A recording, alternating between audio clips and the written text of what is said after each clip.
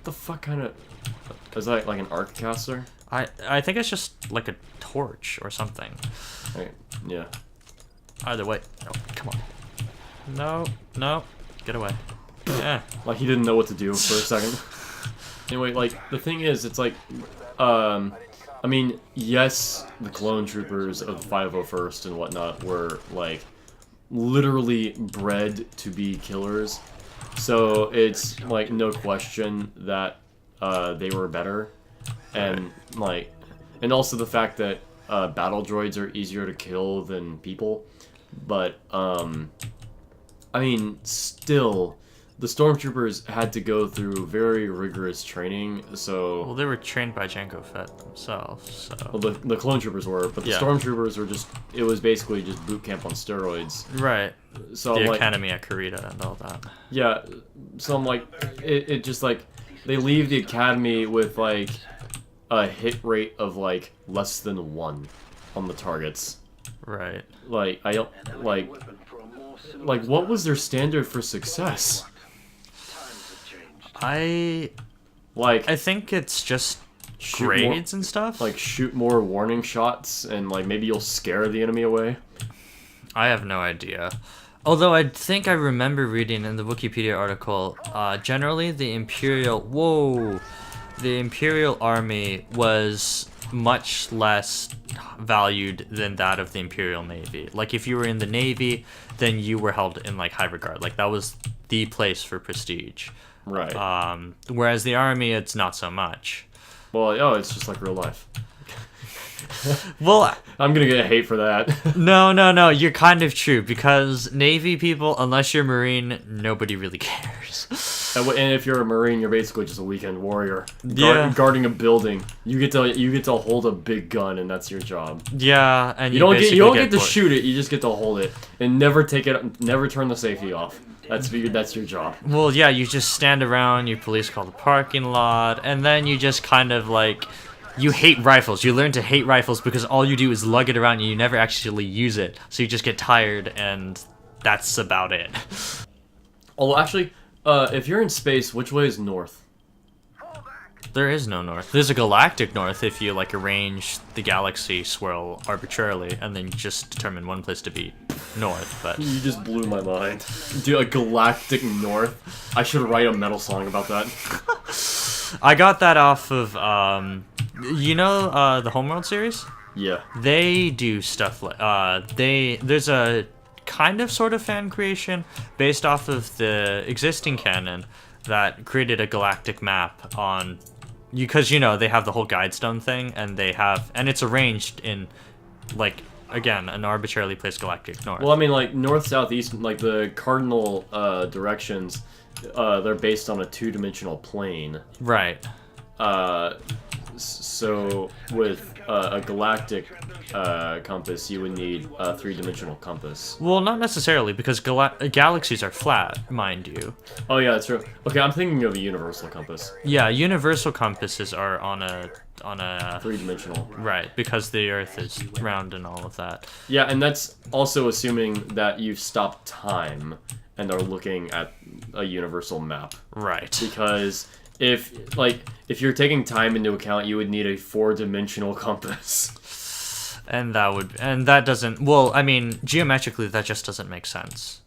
Right. They call the 4th dimension time, but that's dealing with a different type of dimension, I think. Yeah. So, have you heard, blowing up. Like, have you heard anything new about that potential structure that they found out in the Kepler system, like 15,000 light years away? Oh yeah, that's right. They were talking about aliens, though the article itself never actually talked about aliens. I think like aliens are like the last possible. Like it's like that Sherlock Holmes thing. Come on, like, man. Ah, there's the lightsaber. Ow! Wait, you can get a lightsaber? No, see, lightsaber. Oh shit! An elegant weapon for a more civilized. Yeah.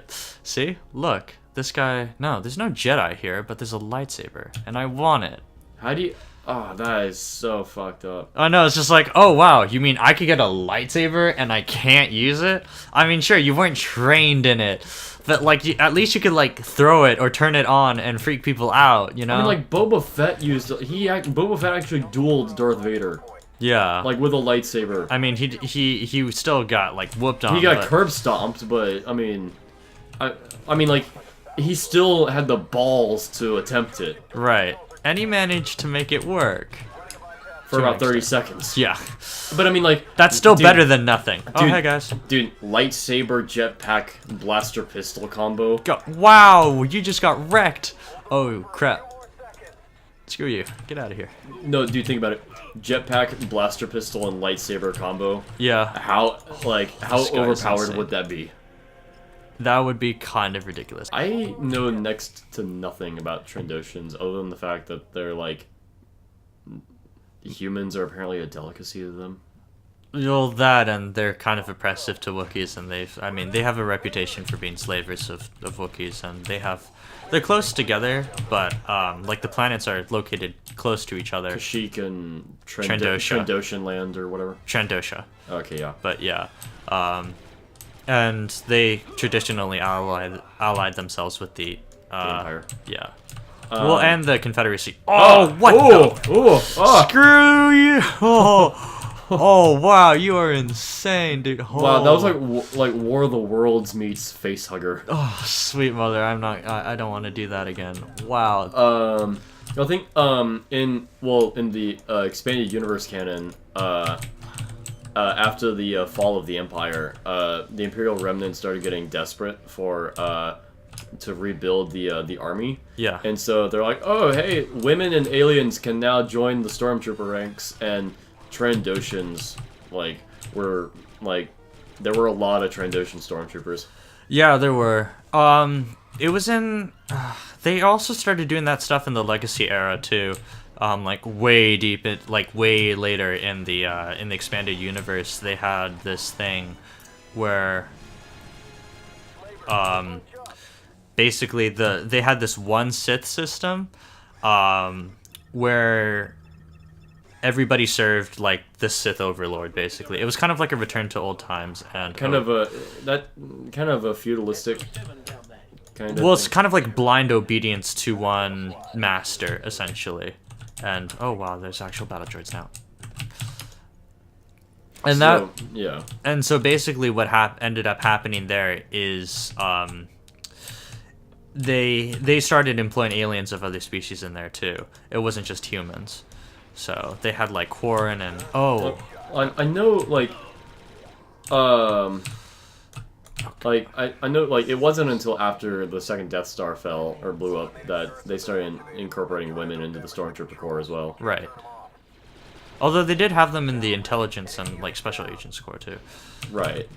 I guess the Empire discovered Terra and abducted all the British people to be in the Imperial Navy. Apparently. Okay. That leads to absolutely nowhere. Why would you put that there? Extra modeling. Ooh, that is some bloom. Yeah. Wait, Han, go back to that light. Wait, Han, look up at the light. No, turn around. No, turn around more. Hold on, let me see the mouse. This is like around what? Halo standard graphics? I don't even know if there's... No. Halo the first. Well, no, I mean, evolved. The gun in this, the assault rifle in this has more polygons than the assault rifle in Halo. Yeah, because it's a little bit later. They probably could make improvements on the engine and not, like, freaking screw it over. Did you... What? Okay! Okay! Like, you stop halfway and then it's like, okay, that was a glitch. Did the game bug? Like, uh-oh. It did, but then it fixed itself at least. Ooh, that was interesting. Okay, what are these, like, friggin', like, little, like... They're scavenger droids. Okay. Yeah, they're, like, looting the ship for something. For what? I have no idea. But I suppose they probably have, like, valuable, like, they probably have valuable supplies, like military-grade supplies. Well, they can sell like, to the seeing market. how it's a Navy ship, I would assume so. Yeah. Oh gosh. No, it's not just it's just a giant fucking party barge. Yeah, well, the fact that Trandoshans managed to take a whole ship over is still pretty freaking impressive and a little scary. Well, it kind of says something about their defenses. No, I think they were... What was it? Were they hacked or something? Well, also the thing is, ship was floating derelict out in space for like quite a while before the Republic Mandos boarded it. Yeah, I think they tried to send like normal boarding parties, and then that just didn't work out, and they realized, oh, okay, maybe something worse is happening. Yeah, well, I think it's actually canon that during the time of the Empire... You are getting shot up. During the Galactic Civil War, there was a derelict Star Destroyer floating somewhere in space, and some people landed on it, and what had been happening on that Star Destroyer was the Empire had been experimenting with bioweapons, right? Bioweapons, and a zombie virus broke it out. reanimated the dead. I think it was based off of an old Sith. Was it based off of an old Sith plague? It might not have been, but either way, there was there was some awful nasty bio project that went down. Yeah, no, there were some Imperial officers and a couple stormtroopers that had hunkered down in a Lambda shuttle, and they were practicing cannibalism on the shuttle. Yeah. And how do you order guys out of the? It just hit E. Just walk up to it and hit E. Oh. Alright, let's go. But also the fact that when some I think there was some rebels or something that had boarded the ship. Yeah. And it was so bad to the point of these hardened Imperial veterans and these rebel officers, they had to team up, and they're okay, we're all gonna die if we don't figure this out, if we don't set aside our political differences, and Yeah, because there's just no other choice. You've no doubtedly killed countless numbers of people. I've killed people. It doesn't matter. It doesn't matter anymore. None of that matters. We'll retire early after this. Yeah. No one has to know. I mean, you work together just for a common enemy. And villain hero team-ups have actually been pretty... Oh, crap, that was a grenade. Yes, they've always been interesting in Star Wars, especially that's what they're doing with the new Tor expansion that came out too. It's also the Empire and the Republic are working together to help fight against the some fallen empire, some offshoot or some whatever, a splinter group or something. Yeah, basically, and it's really weird. Oh no. Well, no, in the Clone Wars TV show, I think Asajj Ventress and Obi-Wan teamed up for some reason. Yeah, it was against, was it Savage and Darth Maul, I think? Yeah, Darth Maul and his older brother. Yeah. Or younger brother, rather. Yeah. Maul was the oldest. I think they did a good job depicting what Darth Maul looked like after he kind of lost his mind. Yeah. He basically, fabricated himself an insect lower body. Well, he had to. I mean, after you lose a leg, what do you... Oh, God. Oh. And the fact that, his horns grew out, Yeah, he was pretty freaking pissed off. Well, it was Sith witch, or... It was a Dathomiri Force-sensitive witch. The natives of Dathomir are Force-sensitive, and they channel the dark side of the Force for weak but rudimentary kind of Force magic. I mean, if you ever been to the lore, they do there's different sects of the Force that they kind of focus on different aspects of the Force and what they know it to be. So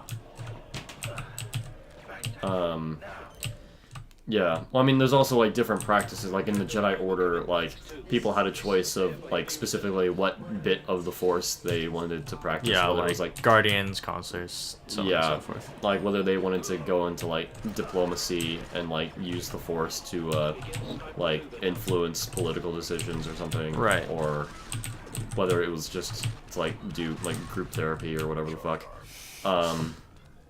No, but I've mentioned this to you before. I don't know. I can't remember if I've mentioned this while recording, but during the era of Darth Bane, it was in the Darth Bane trilogy, which was amazing.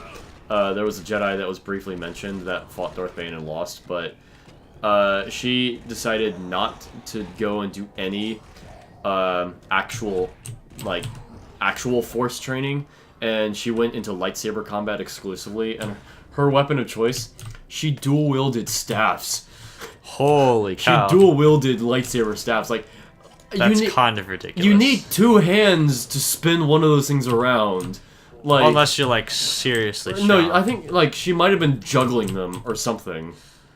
Because they did something similar in the Clone Wars cartoon where you, where Shakti did that when facing off against Grievous. She had her lightsaber and then she had one of the Magna Guard staffs that she freaking twirled around while taking on Grievous's double lightsabers.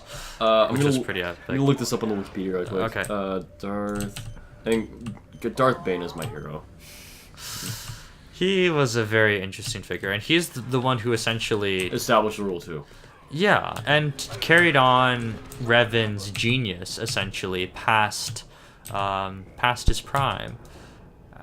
And that's what I don't really like about Tor, is that they screwed around with a lot of his character. I fucking hate the Sith Academy and Tor. I fucking hate it. Like, everyone there is so fucking weak and incompetent.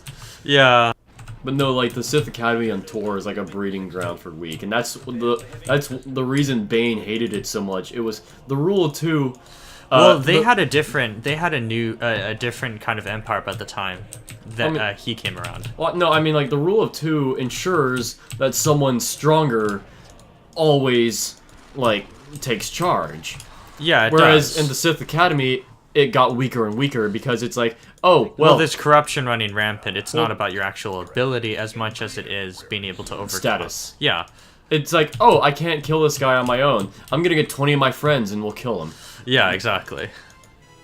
So there was a lot of weak principles within the Sith structure that never really got addressed in the old system. And that is why Revan's teachings were superior, because it taught power to be its own pursuit. It wasn't for the sake of the dark side. It was, just power for its own sake. And that changed a lot of things. That vastly changed the dynamic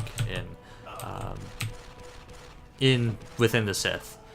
And that's basically what made them survive for so long and so powerfully all those years. Okay, there we go.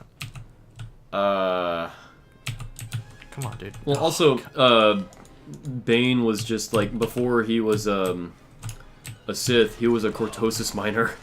Yeah. And he was, like, several times the size of the average human, and just all kinds of ridiculously strong. Right. Like, and the fact that he was able to wear a full set of Orbalisk armor.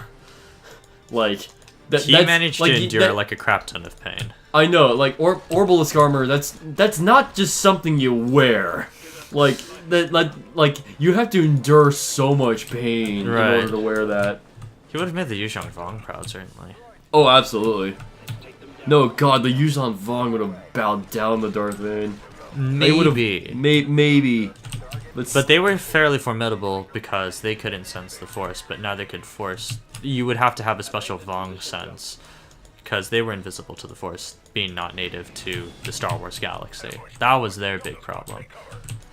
Right, but I mean, they still, like, fucking tore Coruscant a new asshole. Yeah, they did. Because, I mean, freaking world ships and all that other bullcrap.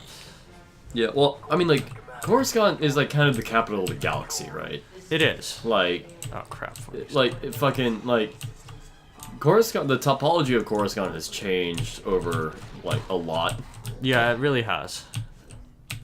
It's like, I think the big cities of the Old Republic were probably, like, Coruscant, Terrace, and Corellia. Terrace was sort of big, but not really. Yeah, so it basically just went to Coruscant and Corellia. Corellia, was traditionally a strong kind of industrial planet that created a lot of decent fast starships. Like the Millennium Falcon, but also the YT-1300 series and whatnot. But also it was kind of the home of, that's where the majority of the rebellion came from. Yeah, well, a lot of it did from there. It came from Alderaan, and... Oh, and did you know the Millennium Falcon was present when the Invisible Hand crash landed on Coruscant? Yeah, it was. Yeah. They show that cool little video thing, which was awesome. I liked that. Wait, they did? yeah, there was this little snippet that they did where you can see the Millennium Falcon docking and taking off and stuff. Oh yeah. It's kind of like the Outrider, you know, Rendar's Outrider. Right. Because they showed that in 4 too, which was cool. I liked that. Just kind of those little snippets and whatnot from that was cool. I liked that.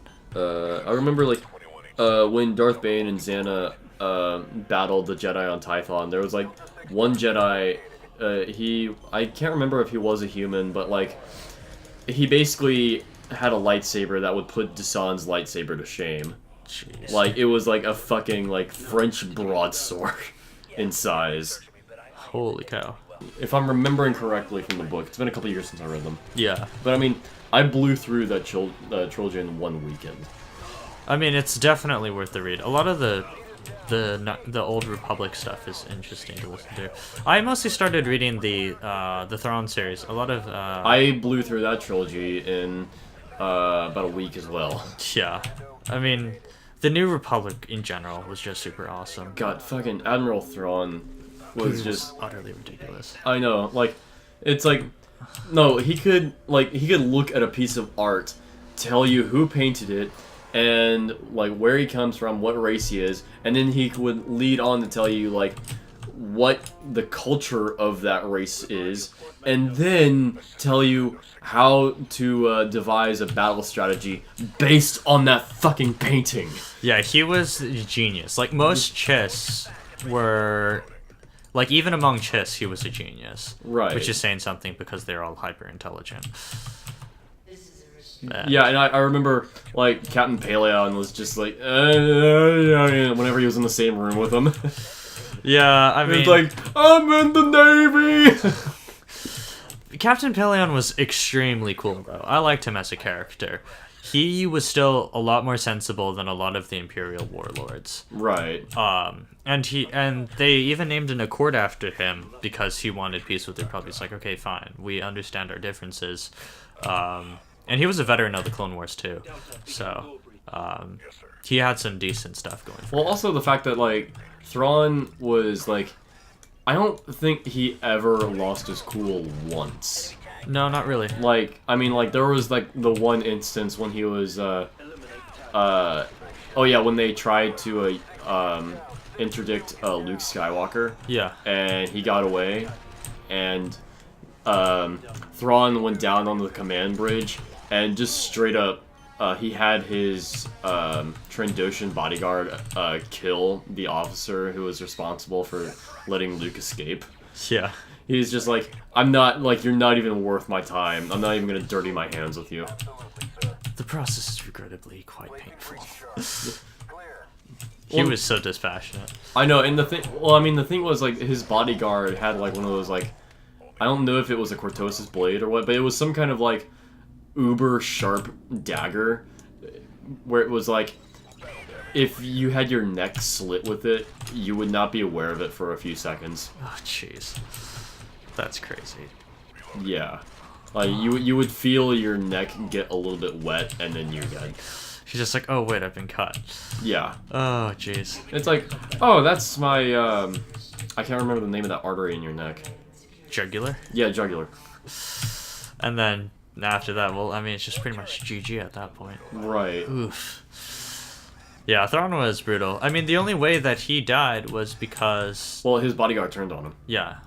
I forget why. Leia went to Trandosha, I think. Oh, yeah, that's and, right. And the Trandoshans were apparently... They were being oppressed, and they were actually becoming slaves of the Empire. Yeah. So they had the tables turned on them, essentially. Yeah. And so Leia helped liberate them.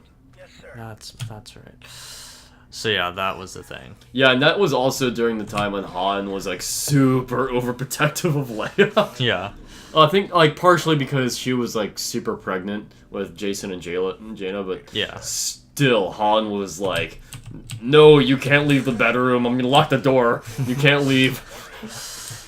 Well, I mean, they know each other really well, and they both have a tendency for independence in crazy situations. Well, so. Also the fact that, like, there was not one, like, there was not one argument during which they, or no, there was not one movie during which they didn't have an argument. Right. And that was the brutal part. Yeah, and well, no, it was like in Empire Strikes Back, they were at each other's throats constantly until that bit at Bespin. Yeah, where it's just like, I love you, I know. It's just like, wow. Or in the Family Guy version, I love you, fuck off. Yeah, basically. Yeah. Basically what happened.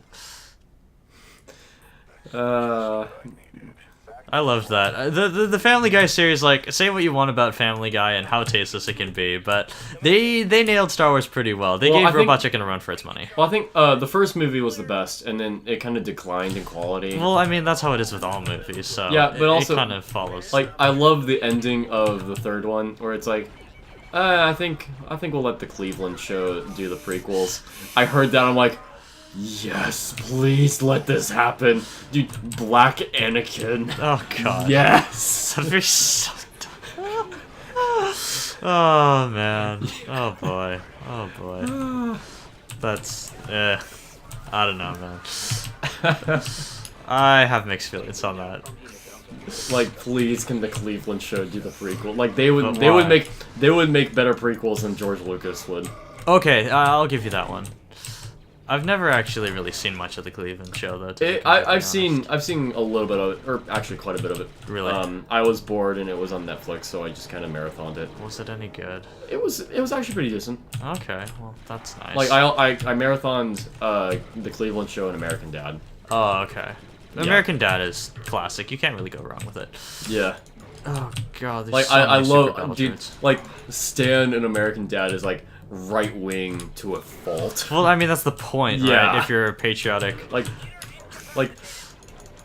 in the theme song is talking about how great the American race is. I know. It's oh boy, it's supposed to be. It's satire at its best. Oh Essentially. yeah, basically. No, guys, heal up, guys. Yeah, unfortunately, the friendly AI in this game, of which there are only 3, they're not too bright. They could be better about it. Or no, heal yourself. So, why? Like, okay, so in Revenge of this question just kind of popped into my head, just kind of out of the blue. At the end of Revenge of the Sith, it showed like a Vindictor 2 class Republic Star Destroyer, I think, kind of looming over the Death Star as the foundation is being laid. Was it a victory class? A victory class. Yeah. But like I also remember there were a couple of V-wings that kind of flew by, and they had the TIE fighter noises. Right. So I'm like, so wait, they started employing twin ion engines almost immediately. Yeah, they had them at the closing stages of the Clone Wars, actually, as prototypes. But they never really used them. Yeah, well, I mean, like, I think, like, twin ion engines exist, like, actually, but they're impractical seeing how they only go, like... They're super efficient. Yeah, but, I mean, well, are they, though? They only go, like, 0.2 miles an hour. Yeah, but you almost never run out of fuel, is the thing. What do you mean, almost never? Like, you never get anywhere with it. No, but it's the momentum. See, when you start building things up like that, over time, you start gaining a lot of speed. Well, and it's way more efficient than a rocket engine. Well, I suppose in space, yes, but in... Well, that's the point. In an atmosphere, no. Not right. at all. I know. You would need, like, a big, like, you need a jet engine or, like, for a that. block of them, yeah. Because ion engines don't really work anywhere Have you else. not? I'm starting to like the shotgun, actually. I never could get into it. Why not? I mean, when you crouch down, then it's, like, way more accurate, and then... Oh, okay. What the fuck? Okay. Turns attention toward the Transocean threat itself. An accurate shotgun, you say? I mean, in real life... Yep, that's just the thing I was aiming for. Yep, that's it right there. Alright. I love, Scorch, when they go to Kashyyyk. They rescue the one Wookiee, and Scorch is like, oh yay! Wookiee life debts for all of us! Such a dick. Wow. Wow. That's terrible. That's so terrible. Oh, I do have full health. Well, I mean, to be honest, like, having a Wookiee for a friend, or even having a Wookiee, well, Maybe not having a Wookiee for a roommate, but having a Wookiee for a friend would be interesting. Yeah, but That'd be pretty cool.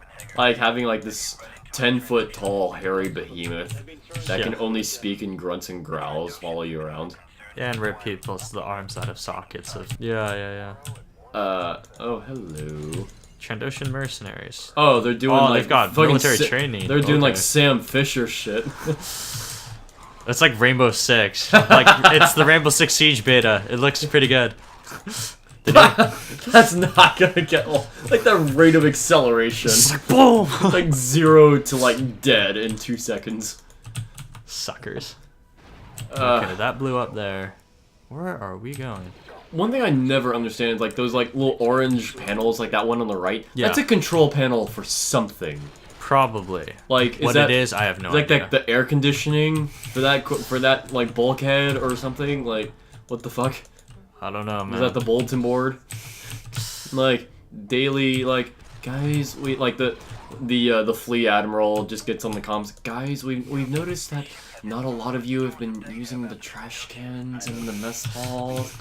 Can you get on that, please? We'd really appreciate it to use the trash cans. The floor is not a trash can. We don't like womp rats would get in there and eat the trash, and You're encouraging the Minox.